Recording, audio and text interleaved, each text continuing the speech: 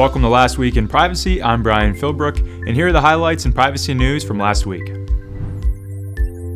The latest in draft U.S. privacy legislation has come from the private sector. Intel has released a draft bill for a comprehensive U.S. federal privacy law.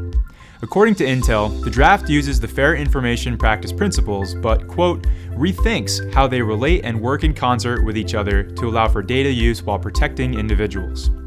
The draft also calls for allocating greater resources, oversight, and enforcement authority to the FTC and state attorneys general, and similar to the recent bill drafted by Senator Wyden, includes potential criminal penalties of up to $1 million in fines or up to 10 years imprisonment for corporate executives who intentionally mislead the FTC. In addition to the draft, Intel has also created an online portal where expert discussion and public dialogue about the draft can take place. San Francisco voters approved a ballot measure requiring companies to secure personal information and disclose data collection practices in order to win government contracts. The measure covers information collected on residents and visitors by any entity that has contracts, leases, or permits with the city of San Francisco. The measure would require companies to abide by 11 principles, including securing data against unauthorized or unlawful disclosure, and having publicly available policies on how to access and rectify personal information. France's National Data Protection Authority, the CNIL, published guidance on responsible use of blockchain in the context of personal data and the GDPR. The guidance begins by describing blockchain technology and its characteristics and how it interacts with the GDPR.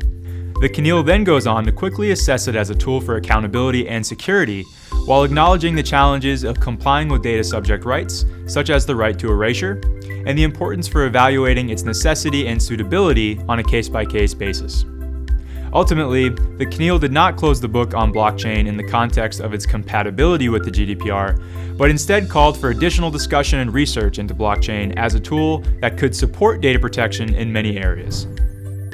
Bulgaria's National Assembly has adopted a new Cybersecurity Act, which regulates the management and organization of the national cybersecurity system, the National Cybersecurity Coordinator, response teams within different sectors, as well as a national response team for cybersecurity incidents.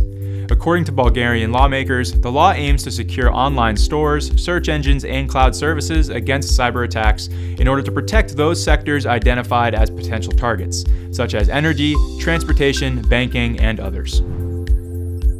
A recent survey conducted by Harris Poll and Finn Partners revealed that Americans want more focus on data privacy issues.